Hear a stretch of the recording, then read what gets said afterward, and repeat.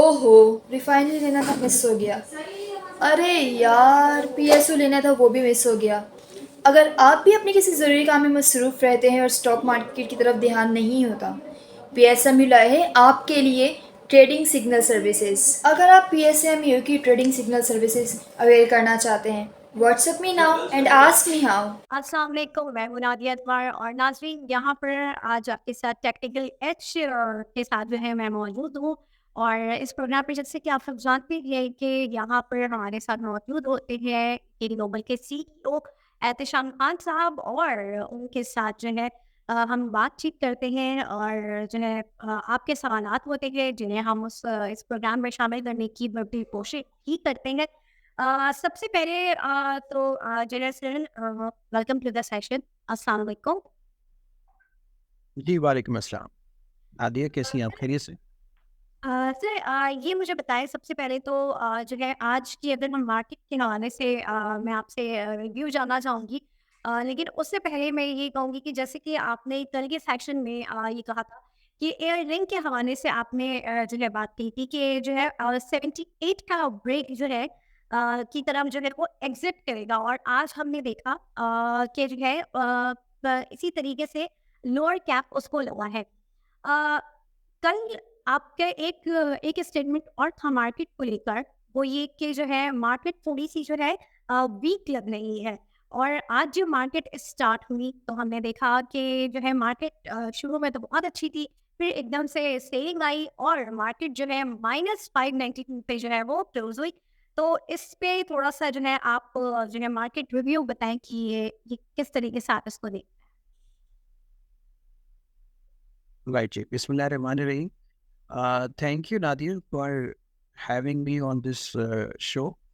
अच्छा, कल की मार्केट के बारे में आपने पूछा कि मार्केट बेसिकली किस डायरेक्शन में रही थी और आज क्या रही थी। Correct me if I am wrong, अगर आप मैं आपका सवाल सही समझ पाया हूँ तो मैं आपको सबसे पहले आज की मार्केट का थोड़ा सा ओवरव्यू दे देता हूँ कि मार्केट जैसा कि कल हमने देखा था मॉनेटरी पॉलिसी के अनाउंसमेंट के बाद हमने आपके शो में ये कहा था कि अब गोइंग फॉरवर्ड मार्केट में हमें प्रॉफिट टेकिंग नज़र आ रही है, क्योंकि 73,500 का लेवल जो हमने अज्यूम किया था मार्केट में लगभग 73,300 का हाई टच कर लिया हुआ है। एंड गोइंग फॉरवर्ड ऐसी एक्सपेक्टेशन है कि मार्केट अब प्रॉफिट टेकिंग में कन्वर्ट हो जाए। तो हमने देखा नादिया कि पिछले 2 दिनों के अंदर ख़ास तौर पे कल के अंदर मॉनेटरी पॉलिसी के अनाउंसमेंट से पहले और आज कंटिन्यूएशन ऑफ द ट्रेंड हमें देखा गया और उसके अंदर हमें क्लियरली नज़र आ रहा है कि मार्केट अब क्योंकि हायर लेवल्स के ऊपर प्रॉफिट टेकिंग फेस कर रही है, इस वजह से मार्केट में प्रेशर नज़र आ रहा है। और ये प्रेशर अक्रॉस द बोर्ड ही नज़र आ रहा है। ज़्यादातर सेक्टर्स में भी अगर आप देखें तो उसमें कुछ के जो रिजल्ट्स डिसमल आए, आ, उनके रिजल्ट्स की वजह से उनमें प्रॉफिट टेकिंग हुई और कुछ जगहों पे जनरली वो शेयर ओवर स्ट्रेस्ड हो गया था, इस वजह से उसमें प्रॉफिट टेकिंग हुई। बट बाय एंड लार्ज अगर हम देख लें तो मार्केट ने 73,300 का जो हाई टच किया था, उसके बाद मार्केट आज एक टाइम पे 71,059 तक के लोस तक चली गई। तो ऑलमोस्ट आप देख लें कि 2300 पॉइंट मार्केट से निकल चुके हैं पिछले 2 दिनों के अंदर। और ख़ास तौर पे जो कल मॉनेटरी पॉलिसी की अनाउंसमेंट के बाद लोगों का एक जनरल तासुर बना कि एटलीस्ट अगले अब 1.5 माह तक जो है हमें कोई और सिचुएशन नज़र नहीं आती। We have to go with the unchange policy rate at 22%। उसकी वजह से भी हमें ये नज़र आ रहा है मार्केट में कि जो इन्वेस्टर्स जिन्होंने होप बिल्ड कर ली थी मार्केट के अंदर कि शायद थोड़ी बहुत मार्केट के अंदर इंटरेस्ट रेट पे सिंबॉलिक कट होगा और उससे मार्केट चल पड़ेगी, तो वो नहीं हो सका। ठीक है, तो ये सारी वजूहात रही कि इन्वेस्टर की एक्सपेक्टेशन मार्केट की थोड़ी सी इस वक्त प्रॉफिट टेकिंग साइड के ऊपर हो गई है और वो मार्केट को इस वक्त जो है थोड़ा सा नीचे की तरफ लेके जा रही है। नहीं। अच्छा सर, यहाँ पर कुछ मैं चाहूँगी कि कुछ लेवल्स हैं जो हमारे व्यूवर्स हैं उनके सवालात थे, अब उनको मैं थोड़ा शामिल करूँगी और चाहूँगी कि इन स्टॉक्स के लेवल जो है आप थोड़ा-सा डिस्कस करें हमारे नाज़रीन के साथ। सबसे पहले तो मैं आपसे जानना चाहूँगी एफएनडीपी के हवाले से सवाल करने हैं, तो इसके थोड़े से जो है लेवल्स आप हमें बताएँ। अच्छा नादिया, एसएनजीपी एक वो शेयर है जो हमने शायद आपके शो में भी पहले आके बताया था कि 69 के ऊपर इसके अंदर एक रेजिस्टेंस लेवल है और 69 से ऊपर अगर ये शेयर निकल जाता है तो इट्स गुड टू गो। आज के दिन हमने देखा एसएनजीपी के अंदर कि 6950 तक का हाई लगा एंड बाय द टाइम जैसे ही मार्केट में प्रॉफिट टेकिंग नज़र आई, ये शेयर नीचे आ गया और नीचे आके 6731 पे क्लोज हुआ। तो अभी भी हमारी कॉल एसएनजीपी पे यही है कि अगर तो शेयर 69 से ऊपर सस्टेन कर जाता है, बिकॉज 69 का ये वो लेवल है जो हमने आपको तकरीबन 2 हफ्ते पहले इंटीमेट कर दिया था कि 69 के करीब करीब रेजिस्टेंस हो सकती है, because cup and handle pattern का जो वायलेशन होगी हैंडल की वो होगी 69 पे। तो वो हमने देखा कि बतदरीज मार्केट में तेजियां हुई, बट उसके बावजूद भी स्वी नॉर्दर्न 69 से ऊपर क्रॉस नहीं कर पाया। और आज थर्ड डे है जब मार्केट ने पिछले 2 हफ्तों में 69 के लेवल को टच किया और 69 के लेवल के ऊपर आके हमें सप्लाई नजर आई और नीचे के लेवल पे बंद हो गई। तो गोइंग फॉरवर्ड स्टांस यही है कि 69 से ऊपर अगर क्लोजिंग बेसिस पे आपको नजर आ रहा हो कि शेयर बंद हो रहा है तो आप पोजीशन लेके जा सकते हैं। इसके अंदर एक अच्छी तेजी की अपॉर्चुनिटी मिल सकती है with the stop loss of 6530, 65 रुपए 30 पैसे के स्टॉप लॉस को लगा के आप इसमें तेजी कर सकते हैं अगर तो शेयर 69 का लेवल क्रॉस कर जाता है तो। चलिए सिर्फ पीएसओ के हवाले से भी आप बताएँ, पीएसओ के हवाले से भी पूछा गया सवाल। पीएसओ का नादिया, हमने पहले भी बताया था, आपके शो पे ही बताया था कि पीएसओ के अंदर हमें कोई ख़ास ट्रेंड नज़र नहीं आता। कंसोलिडेशन ज़्यादातर इसमें नज़र आ रही है और कोई ख़ास डायरेक्शन भी इसकी नहीं बनती। शेयर को कंसिडर ही सिर्फ उस वक्त करिएगा जब ये शेयर 188 का लेवल क्रॉस कर ले, बिकॉज 188 के ऊपर एक कांस्टेंट सप्लाई मौजूद है। बाय द टाइम ये 188 क्रॉस करेगा देन आप इसके अंदर एक नई पोजीशन बिल्ड कर सकेंगे। सही। सर पूछा गया है एफसीसीएल के हवाले से पूछा गया है कि इसमें आप बताएँ क्या है इसके आगे मामला? फौजी सीमेंट के बारे में मैं आपसे ये कहूँगा कि एक अच्छी रैली इसके अंदर हुई है ब्रेकआउट के बाद, और ब्रेकआउट के बाद हमने देखा कि ओवरऑल एक एक्सपेक्टेशन भी लोगों की बिल्ड हो गई थी जब इंटरेस्ट रेट मॉनेटरी पॉलिसी की अनाउंसमेंट होने वाली थी कि शायद इंटरेस्ट रेट में कट आ जाए, जिसकी वजह से सारे सिक्लिकल्स चल पड़े और सीमेंट्स भी चल पड़े। तो वो हुआ नहीं और उसमें इस वक्त थोड़ा सा डिले आ गया है। ऑल दो कि अगर मॉनेटरी पॉलिसी कमेटी मेंबर्स के वोट्स आप देखें तो 10 आउट ऑफ 10 मेंबर्स जो है वो नेक्स्ट मॉनेटरी पॉलिसी के अंदर रिडक्शन अज्यूम कर रहे हैं। ठीक है, तो वो एक बहुत ही स्ट्रॉन्ग फीलिंग लोगों को मिल चुकी है कि अगली मॉनेटरी पॉलिसी में तो बहुत ज़्यादा चांसेस है, अगर तो कोई एक्सटर्नल शॉक्स नहीं मिलते आपको, कोई जियो पॉलिटिकल टेंशन नहीं मिलती, ऑयल प्राइसेस भी स्टेबल रहती है, तो नेक्स्ट मॉनेटरी पॉलिसी के अंदर इंशाल्लाह रिडक्शन हमें मिल जाएगी। बट क्योंकि इस वाली मॉनेटरी पॉलिसी के अंदर स्टेटस को रहा, तो जो सीमेंट्स में एक बिल्डअप आया था उसमें आज थोड़ी बहुत हमें प्रॉफिट टेकिंग नजर आई है। सही है। मीज़ान बैंक के हवाले से सर इसके लेवल्स के हवाले से? मिज़ान बैंक का हमने पहले भी बताया था कि मिज़ान बैंक क्योंकि अब ऑलरेडी तेज़ी कर चुका है, अर्निंग्स के अंदर हमें ऑब्वियसली उस तरह की ग्रोथ नज़र नहीं आ रही गोइंग फॉरवर्ड जो पहले के क्वार्टर्स में हमें नज़र आई थी। इस वजह से शेयर जो है वो मेजोरिटी के करीब है और थोड़ी बहुत प्रॉफिट टेकिंग इन लेवल्स के ऊपर बनती है। हमने पहले भी हाईलाइट किया था कि शेयर किसी भी लेवल पे अगर 210 का लेवल सस्टेन नहीं कर सकता तो इसमें बेच के काम करे, ये शेयर नीचे मिलेगा। ये भी पूछा गया है क्योंकि आजकल रोज़ ही ओजीडीसी के हवाले से लोगों का जो है वो सवाल आ रहा है, तो थोड़ा-सा आप पहले इसके ऊपर डिस्कस करें फिर मैं आपको कल की वीडियो में भी हमने आपको बताया था नादिया कि ओजीडीसी पे इस वक्त सेल कॉल है हमारी, और ओजीडीसी में कोई शॉर्ट पोजीशन आप जो है कोई लॉन्ग पोजीशन आप इस वक्त बिल्ड ना करें, प्रॉफिट टेकिंग करके काम करें। तो ओजीडीसी पे इस वक्त भी हमारी यही कॉल है कि फॉर द टाइम बिंग इस पर प्रॉफिट टेकिंग करनी चाहिए, कोई नई पोजीशन आप इसके अंदर अभी बिल्ड ना करें। अच्छा। दूसरा सवाल आपका पीपीएल से रिलेटेड था, तो पीपीएल का मैं आपको ये बता दूं कि कल भी हमने आपको बताया था कि 116 का लेवल अगर पीपीएल का क्रॉस होता है तो आप इसके अंदर नई पोजीशन बिल्ड कर सकते हैं। सही है।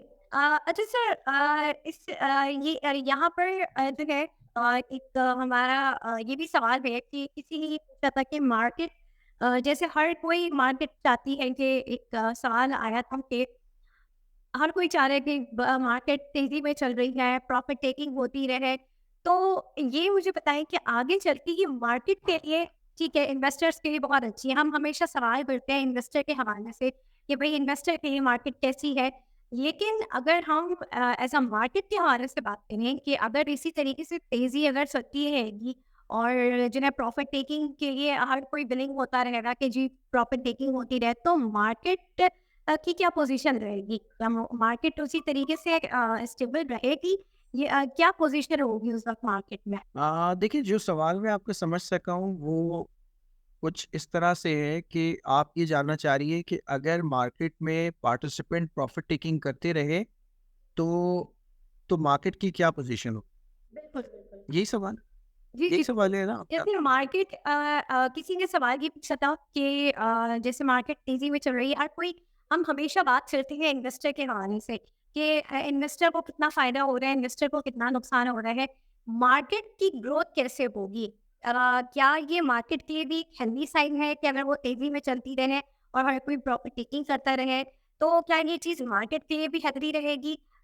इस पॉइंट ऑफ व्यू से थोड़ा-सा आप हमारे नाज़रीन को ये बात बताएँ। अच्छा, अच्छा, ठीक है।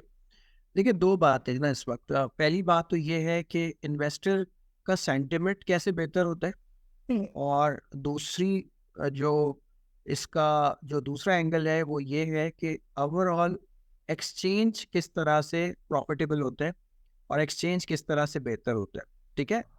और तीसरी चीज़ आप ये कह रही हैं कि मार्केट जो है वो किस तरह से बेहतर होती है, ठीक है? देखिए, तो इस आपके सवाल में 3 पहलू हैं। पहला पहलू मैं एड्रेस करूंगा कि इन्वेस्टर तो उसी वक्त पैसे बनाता है जब मार्केट में वो सही तरह से सरमायाकारी करे, मींस के बाय लो करे, सेल हाई करे, ठीक है, तो वो पैसे बना लेता है। और उसकी जो मार्केट में स्ट्रैटेजी अच्छी होती है, पोर्टफोलियो डाइवर्सिफाइड होता है, तो मार्केट में राइज हो तो उसका पैसा बढ़ जाता है। दूसरा पहलू ये है कि एक्सचेंज प्रॉफिटेबल कैसे होता है।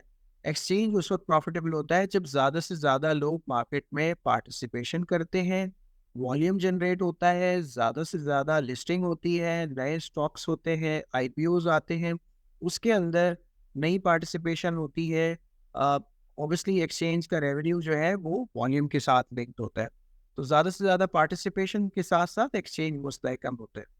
तीसरी बात ये है कि मार्केट इन जनरल कैसे बेहतर होती है, जो आप जानना चाह रही है कि मार्केट इन जनरल कैसे बेहतर होगी। देखिए, मार्केट उस वक्त ही बेहतर होती है जब मार्केट की वैल्यूएशन सपोर्टेड होती है, ठीक है? कोई भी मार्केट अगर ऊपर जा रही है तो इसका हरगिज़ मतलब ये नहीं है कि वो मार्केट जो है वो गलत है या वो मार्केट सही नहीं है। अगर तो मार्केट उस मार्केट के जो स्टॉक्स हैं, जो कॉन्स्टिट्यूएंट्स हैं इंडेक्स के, उन कॉन्स्टिट्यूएंट्स की अर्निंग जस्टिफाइबल है, अगर तो वो अंडर वैल्यूड है और मार्केट की कैपिटलाइजेशन फुली रिफ्लेक्ट नहीं कर रही उसके पोटेंशियल को, तो मार्केट कितनी भी ऊपर चली जाए वो जस्टिफाइबल होती है।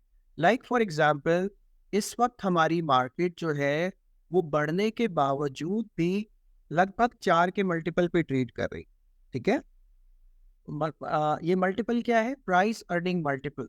मीन्स के जो अर्निंग्स हैं टॉप 100 कंपनीज की, उसकी प्राइस को अगर आप कंपेयर कर लें, तो जो इंडेक्स का प्राइस अर्निंग मल्टीपल बन रहा है fundamental valuation point of view से, वो लगभग 4.1 4.2 के फॉरवर्ड मल्टीपल्स के ऊपर इस वक्त मार्केट ट्रेड कर रही है। ये मल्टीपल वेरी करते हैं हाउस टू हाउस, उनकी अपनी इंटरनल फोरकास्ट होती है उनके उनके यूनिवर्स की, उस हिसाब से। बट जनरली आप एक रख लें तो 4 के मल्टीपल पे इस वक्त इंडेक्स हमारा चल रहा है। हिस्टोरिकली ये इंडेक्स हमारा कहाँ पे चल रहा था? हम लोग 12 और उससे ऊपर के मल्टीपल पे ट्रेड कर चुके हैं। रीजनली मार्केट्स का कितने मल्टीपल पे ट्रेड करती हैं?